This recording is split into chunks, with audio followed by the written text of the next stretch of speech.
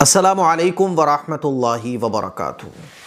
आजकल की दुनिया इतनी मतलबी और लालची हो चुकी है कि हैरानी होती है। आपकी जेब में अगर पैसा है, आप लखपति करोड़पति हैं, आपके पास प्रॉपर्टीज़ हैं, आप बड़े पैसे वाले हैं, तो अनजान भी आपसे रिश्तेदारी निकालने की कोशिश करेगा, आपको अपना बताने की कोशिश करेगा। आपका कोई ताल्लुक़ नहीं होगा उससे, लेकिन जब आप बीमार हो जाओगे तो आपको देखने आएगा। और कोई आदमी गरीब हो, उसकी जेब में पैसा ना हो, मज़दूर है बेचारा या बीमार हो गया और गरीब है, तो अपने भी उससे मुंह मोड़ लेते हैं।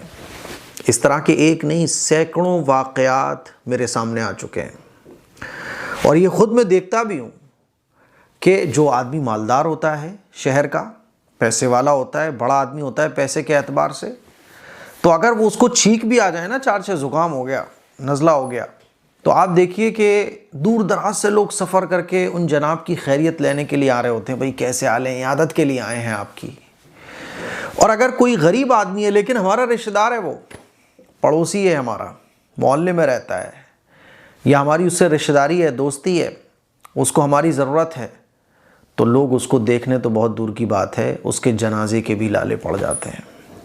मेरे अज़ीज़ भाइयों, मेरी बहनों, वक्त का पता नहीं है और अब हालात इतने ख़राब हो चुके हैं क्योंकि हर आदमी अपनी दुनिया में मगन है। ना लोगों को रिश्तेदारियों से मतलब है, ना पड़ोसी से मतलब है, ना हुकूकुल इबाद से कुछ लेना देना है, बस अपना फ़ायदा। आपकी जेब में पैसा है तो लोग आपके सामने हाथ जोड़ के खड़े होंगे, आपसे रिश्तेदारियाँ बढ़ाने की कोशिश करेंगे। और आपकी जेब में पैसा नहीं है तो नहीं मालूम कि आपको कोई पूछेगा कि नहीं पूछेगा। इसीलिए अल्लाह से हमेशा एक दुआ तो ये करना चाहिए कि अल्लाह ताला बेनियाज़ी की ज़िंदगी अता फरमा।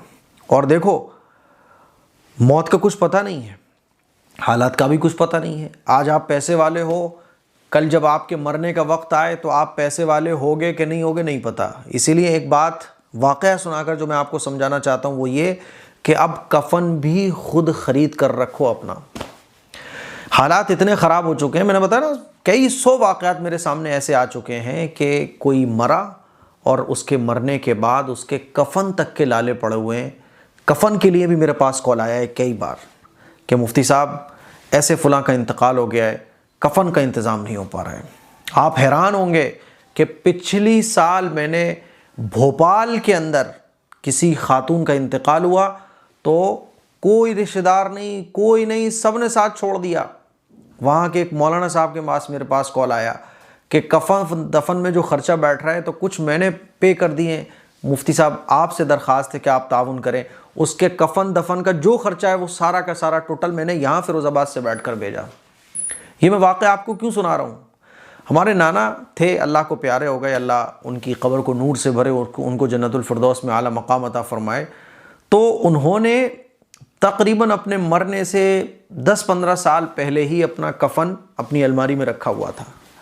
और जब भी मैं मुलाकात करने के लिए उनके पास जाता था, वो अपनी अलमारी खोल रहे होते थे, चेक कर रहे होते, तो मुझसे कहते थे ये मेरा कफ़न है।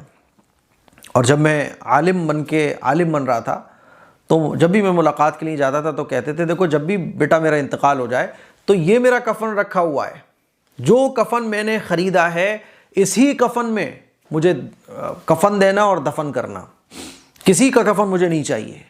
मेरे अज़ीज़ भाइयों, मेरी बहनों, इतनी ही खुददारी के साथ, इतनी ही बेनियाज़ी के साथ हमें ज़िंदगी आजकल के टाइम में गुजारने की ज़रूरत है। अपना कफ़न अलग रखो, अपना पैसा अलग रख दो कि अगर मैं मर जाऊँ तो मुझे किसी के सदक़े खैरात की ज़रूरत ना पड़े। अपनी तैयारी खुद रखो, किसी के सहारे मत रहो, किसी से उम्मीद मत रखो, अल्लाह पर उम्मीद रखो।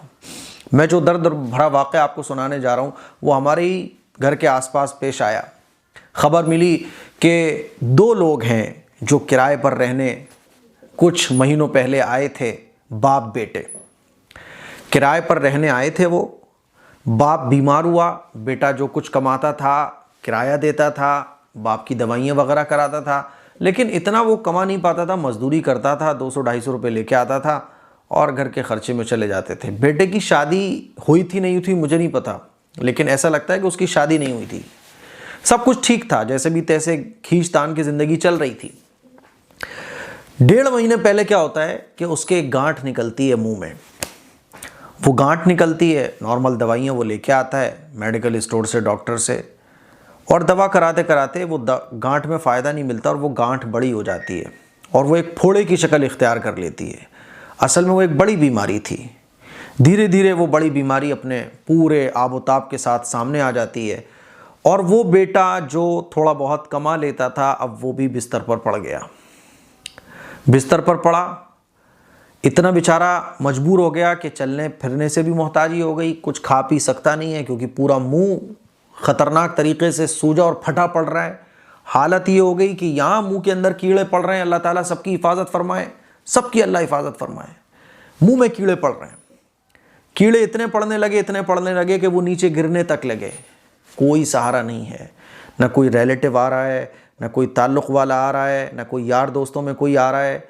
एक बेचारा अल्लाह का बंदा हमारा तबलीगी भाई जिसके मकान में वो किराए पर रहते थे, अब वो उनकी खिदमत कर रहे हैं। कभी उनकी वालदा जाके देख रही हैं, कभी वो खुद आ जाके देख रहे हैं।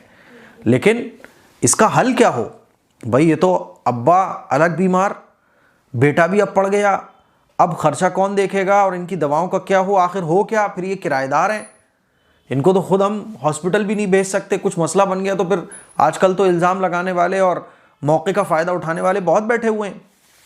परसों उनका मेरे पास, हमारे भाई के पास कॉल आया कि ऐसे ऐसे मसला है, समझ नहीं आ रहा है कि क्या करें। रिश्तेदार आने को तैयार नहीं, दोस्त अहबाब आने को तैयार नहीं।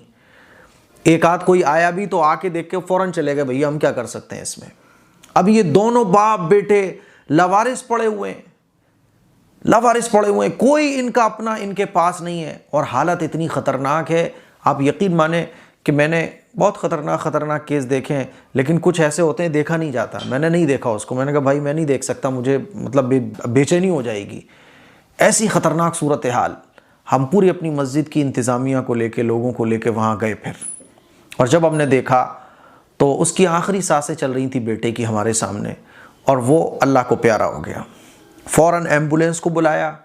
एम्बुलेंस को बुलाने के बाद हमने सरकारी अस्पताल में बाप बेटे दोनों को भेजा। बेटे का तो इंतकाल ही हो गया। वहाँ हॉस्पिटल में पहुँचने के बाद बाप का भी इंतकाल हो गया। बाप भी चल बसे, क्योंकि जाहिर सी बात है 8-10 दिन से कुछ खाया ना हो, भूखा प्यासा, क्योंकि पानी पीने की, बाप तो बेहोश है, बस सांस चल रही है, थोड़ी बहुत वो देख लेते हैं तो उठा के पानी पिला देते हैं जब होश में आते हैं। खाने की कंडीशन नहीं है बस। बेटा तो बिल्कुल ही बेसुध पड़ा हुआ है 2-3 दिन से, बस थोड़ा बहुत गर्दन वानी लाता है, काम ख़त्म। तो दोनों का इंतकाल हो गया। पुलिस की पूरी कार्रवाई करवाई ताकि बाद में कोई आके क्लेम ना कर दे।